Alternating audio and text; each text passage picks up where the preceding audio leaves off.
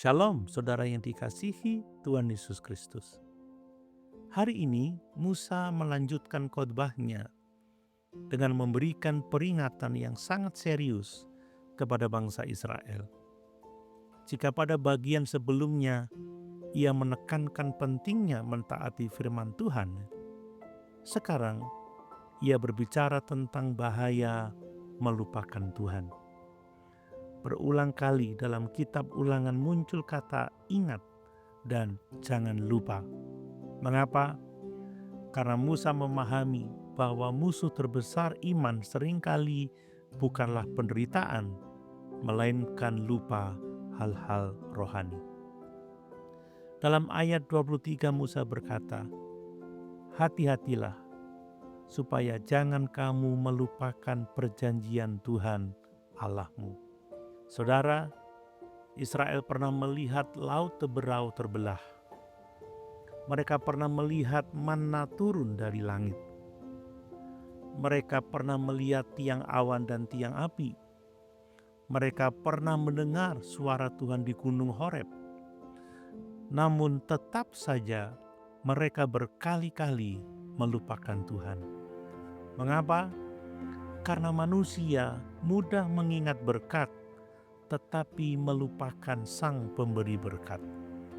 Saudara, hal itu juga dapat terjadi pada kita. Ketika doa dijawab, kita bersuka cita. Ketika masalah selesai, kita lega. Ketika usaha berhasil, kita bersyukur. Namun beberapa waktu kemudian, perlahan-lahan hati mulai menjauh dari Tuhan.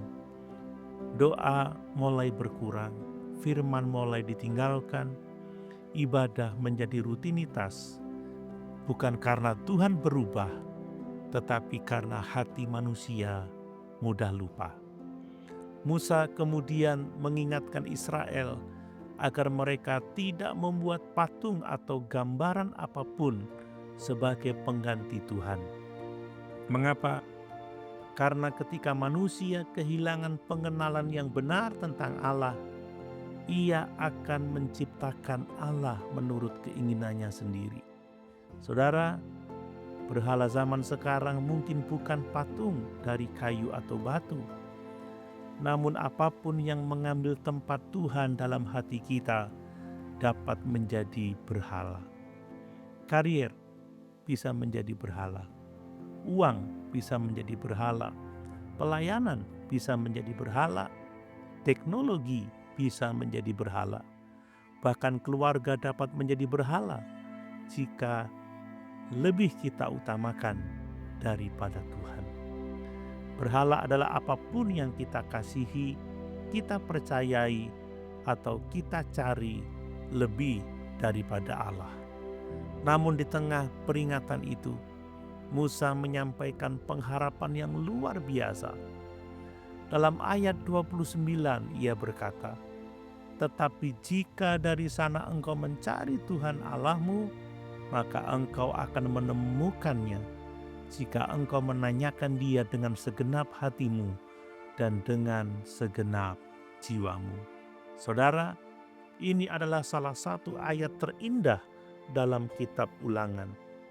Musa tahu bahwa suatu hari Israel akan jatuh.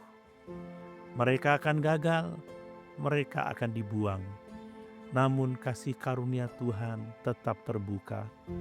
Orang yang sungguh-sungguh mencari Tuhan akan menemukan Dia. Inilah hati Allah. Ia memang kudus, Ia membenci dosa, namun Ia juga penuh belas kasihan. Ia selalu membuka jalan bagi pertobatan. Puncaknya terlihat di dalam Yesus Kristus. Melalui salib, Allah sendiri datang mencari manusia yang telah melupakannya. Yesus berkata, Anak manusia datang untuk mencari dan menyelamatkan yang hilang. Kita mengasihi Tuhan hari ini karena terlebih dahulu Dia mencari kita. Dan ketika kita mulai menjauh, Dia terus memanggil kita untuk kembali. Renungan hari ini menegaskan bahaya terbesar dalam kehidupan rohani bukanlah ketika kita menghadapi banyak masalah, tetapi ketika hati kita perlahan-lahan melupakan Tuhan.